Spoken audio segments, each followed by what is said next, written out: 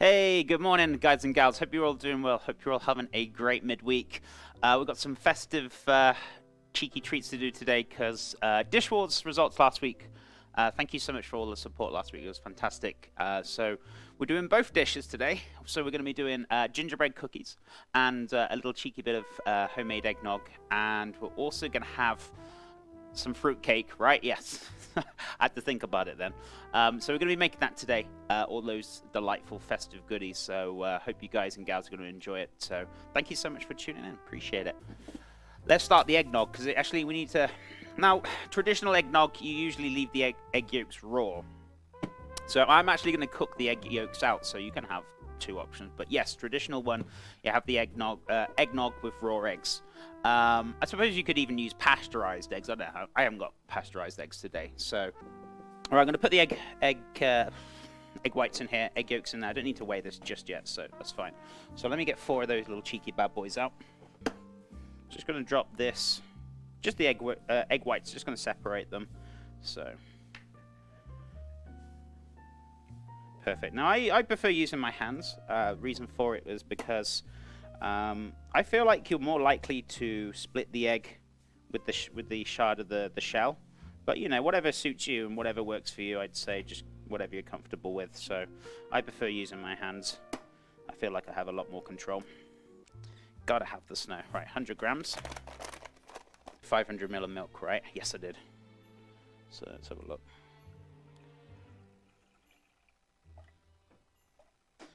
And then we want to top this up with 400. I don't think I got 400 in here, but just in case, we'll just top it up with a bit more milk. So this needs to go to 900. Oh yeah, I've got it. I've got it. Just a little touch left in there. Perfect. 900. Yeah, a little touch of allspice. I'm not going to go crazy with the allspice though. I'm like talking a very small pinch. All right, pinch of nutmeg. Don't go crazy with the nutmeg. You can have a little bit more if you want. We can adjust it later. Right, so a little touch of ground clove, about 1/4 teaspoon. I'm not going to go too spicy with this, and even with the cinnamon, I'm going to go with maybe 1/2 teaspoon. That's all we're going to want, and then we're going to get the vanilla as well, so a teaspoon of vanilla. So we're going to put this onto like a medium heat. So we're going to cook that out just a little bit, not too much, so I'm just going to give that a nice little whisk. Right, let's give this a whisk. So the egg yolks and the sugar, so let's give that a nice little whisk up.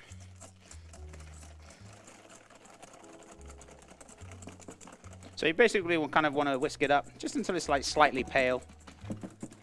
So pretty bright white, bright white. It's bright yellow right now, so just going to give this a little bit of a whisk. Mixed up very nicely, so that's gone slightly pale.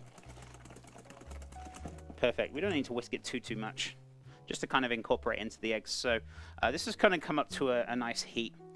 If you want to cook out the alcohol before, you could probably add the brandy while it's heating up. If you don't, you can add the brandy afterwards. So I'm adding the brandy afterwards, so you get a little bit of a festive kick to it. But if you want the flavor of the brandy, but you want to cook it out, you can just add it with the cream now and cook it out. I can't stress to you enough as well. Whenever you're boiling or simmering cream or milk, don't ever walk away from it, because as soon as it does come up to a simmer, it will suddenly start boiling over. It'll start rising, and then you'll have a mess over your stove. So super important. Just make sure that you keep an eye on it. If you don't, you're going to be cleaning all day. So just stay where it is. Wait until it's simmering, and then you can take it off, and then we should be good to go. So what we're going to do is just drop a little bit of that in there to begin with. Not making too much mess. And what we're going to do is just kind of whisk it in, little by little.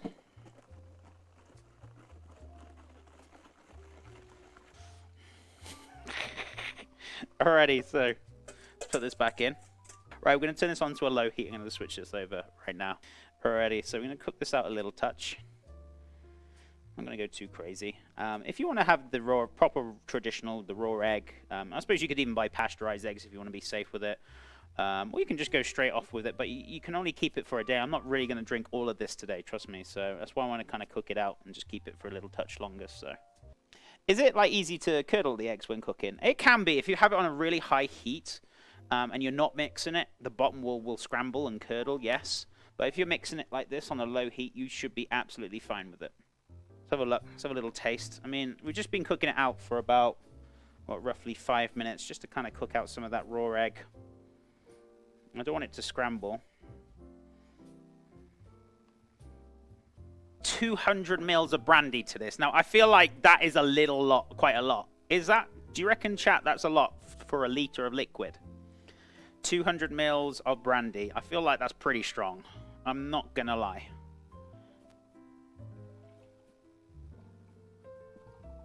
God, that seems a lot of brandy to go in eggnog. I'm going to add half of this to begin with, and then we're going to have a little taste, right? That's a little, that's what I call a little bit too festive for me. Right, so let's get a kilo of mixed fruit. So I've got some cranberries, raisins. Let's have a look. Golden raisins. We've also got some mixed fruit as well. Oh, we've even got more cranberries here as well. Goodness me. So yeah, we got enough for a kilo. Let's have a look. So I want a kilo of fruit. Right, so the dried cranberries. They're all in there. Golden raisins, cherries, cranberries, and blueberries in here, which I thought would be a really nice blend for a fruit cake. Maybe not traditional, but this is my take on it. So that's all going in there. So we got about 500 grams. I've already got... Oh, these are cherries! Perfect. So I'm putting some cherries in there because I couldn't find any glacé cherries, but these will do. So that's in there. So we got 725. Currants. It's about 800 grams in there. Right.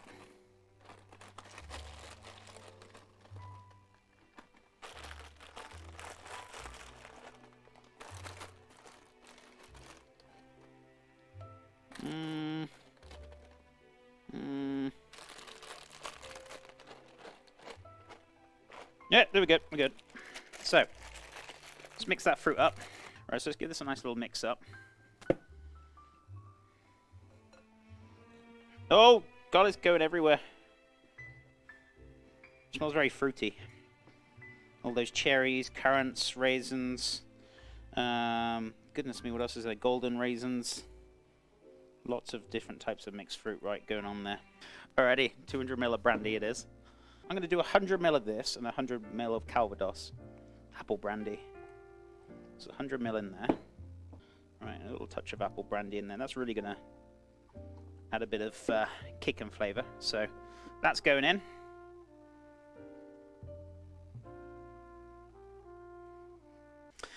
Bit of zest.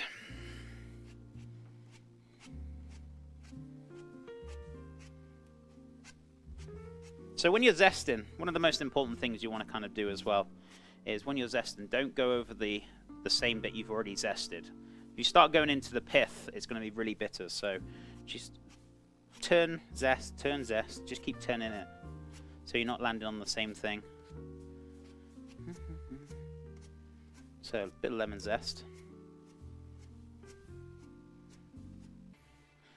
Let's cut this in half. I'm going to squeeze the juice in.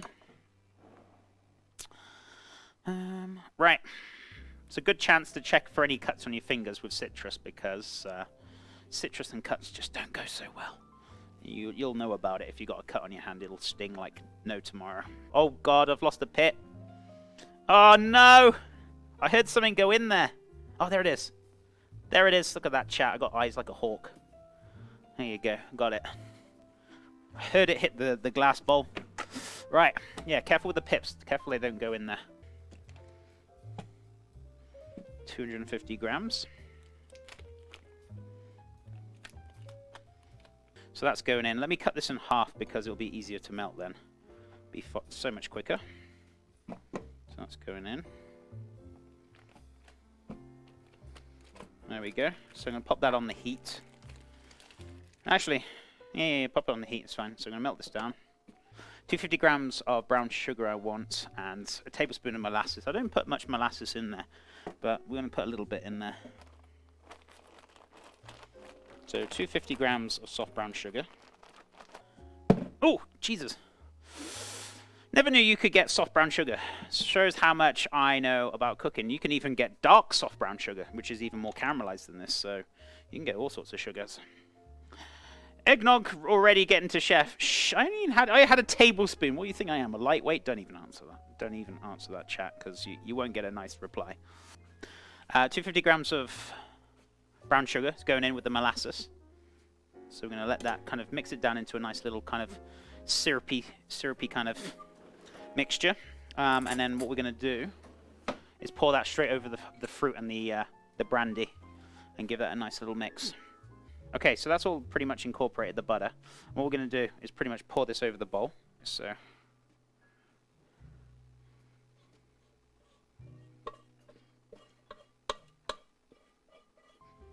we're letting these soak very nicely. Definitely tell there's brandy in there.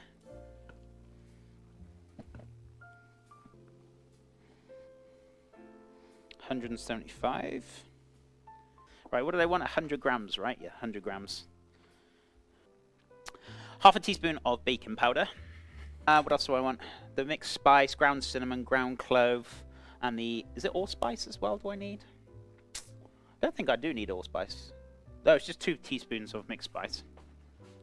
So allspice. All them spicy things. 1. 2. Pinch of nutmeg. 1/4 teaspoon, that sounds about right. You don't want too much in there. There we go. And about, what, roughly a teaspoon of... Oh yes, teaspoon of ground cinnamon. There we go. Perfect. Oh, I need 100 grams of flaked almonds, which I've got somewhere actually. I've already added some nuts to it, but I'm just going to add a little bit, about 50 grams. There we go. Yes, 4 whole eggs, perfect. So there we go. Cinnamon's in there. Vanilla. Teaspoon of vanilla's in there. And now just 4 whole eggs. Pour that. Is it going to fit in there? Yeah, that's right. It's going to pour it all together. So it's all going to mix up very nicely. So let's add that in there. Are you a little Hank Marvin, are you? Good sir. Are you a little Hank Marvin, are you? Goodness me. Right, so we're going to mix this all up very nicely. So let's give this a nice little mix, just until all those little flour pockets have been pretty much folded through. So yeah, I'm just going to add a little touch more flour, because to me this seems a little bit too wet. So just add a little touch more, not too much. I was going to line this with some parchment paper. So what I'm going to do, just pretty much push this down.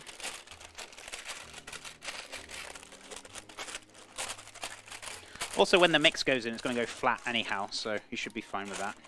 We're looking good. So that's going to go straight in. Right, so I'm just taking my spatula around on the fruit cake. Just smoothing it out very nicely. This is going to be a huge fruit cake, guys. There you go. Look at that. Delightful, delicious, ready to rock and roll. So, what we're going to do, we're going to pop that in the oven. We're going to let that cook down very nicely, very gently, for roughly 2 hours. We're going to start making the gingerbread cookies. We've just made the mix. It's good to go. So, oven is on at 150 Celsius or 350 Fahrenheit. So, that's ready to go in the oven. Right, let's put this in the oven. So, 2 hours. So, I'm going to do an hour and a half, and then we're going to check it. So, 100, 150. 150. Fantastic. So, is this on? I hope so. It is now. Fantastic. So, 150 grams of butter going straight in. 100 and what? 50. Right. There we go. 150. 152. Shh. It's all good. Right. So, that's going to go in next. With a tablespoon of molasses as well. Not too much. About a tablespoon of molasses. Don't go too crazy. If you want more, you can do.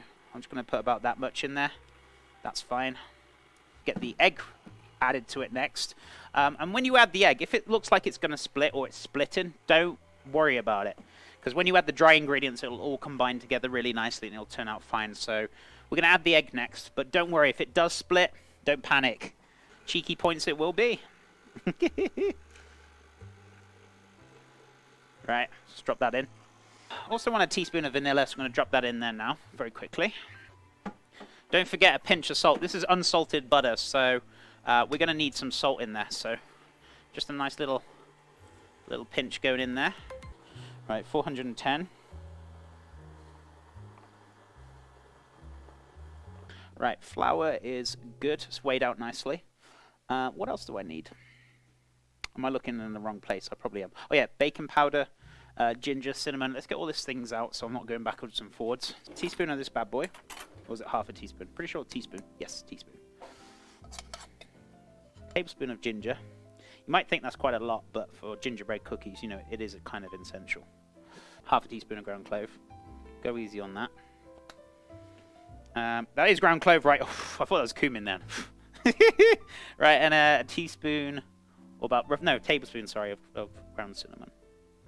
Perfect. Oh, and a little allspice. How much is an allspice? About a teaspoon or half a teaspoon? Perfect. So we're going to add little by little, and it is starting to split a touch, so that's fine. So when we add this, it should be okay. So we're going to add this very carefully. So we're going to turn this on a low speed. Be very careful. It doesn't go poof up in your face if you put it on a high speed. So there we go. Yeah, it's a little bit on the dry side, so should have gone for 150 grams of butter. I knew it. That's okay. What I'm going to do, just to quick fix this, if you ever have a dry mix like this on cookies or anything like that, just add like a tablespoon of milk or a teaspoon of milk to start with. Add in a bit more if you need to, and it should help bind it all together very nicely. So sometimes if the mix comes out dry, that's fine. You can just add a little bit just to help bind it. Right, so there's our gingerbread. Fantastic. Really happy with the consistency now, so that's looking good. So let's give this a roll. Shh, don't tell everyone who I am. Gordon Bennett. I've been hiding for years.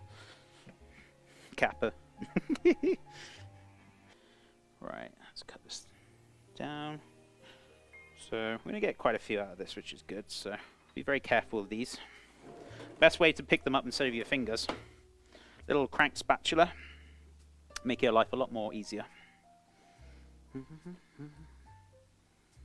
Perfect. That's going to be plenty. So we're going to pop these in the oven. They're going to take about roughly 8 to 9 minutes, sorry. Oh my god, that fruitcake smells amazing. Oh my god, it's looking beautiful. But yeah, there you go. Beautiful, nice little biscuits. Still a little soft, but don't worry. If they feel a little soft, that's fine. Because when it comes to like biscuits and cookies and things, what happens is when the air hits them and they start to cool down, they will firm up. So don't overcook them. Don't carry on cooking. These will be good. Oh, a baby. Look at that. That looks like a right gem. Oh my goodness me. Look at that cheeky chap right there. Look at that. Oh my god, it's moist as well. Right, I would recommend using a skewer. If you haven't got a skewer, I don't know how I've not got a skewer, but I haven't, so. It comes off clean like so. I'm pretty sure it's done. Yep. I'm just doing it in the cracks. Yeah, nice and clean. Ready to rock and roll. Right, we're going to garnish some of these. Garnish? I say garnish or ice some of these. So I'm just going to do like kind of one of each. I'm not going to go too crazy with this. So, you know, just for picture purposes. I could be wrong with that one.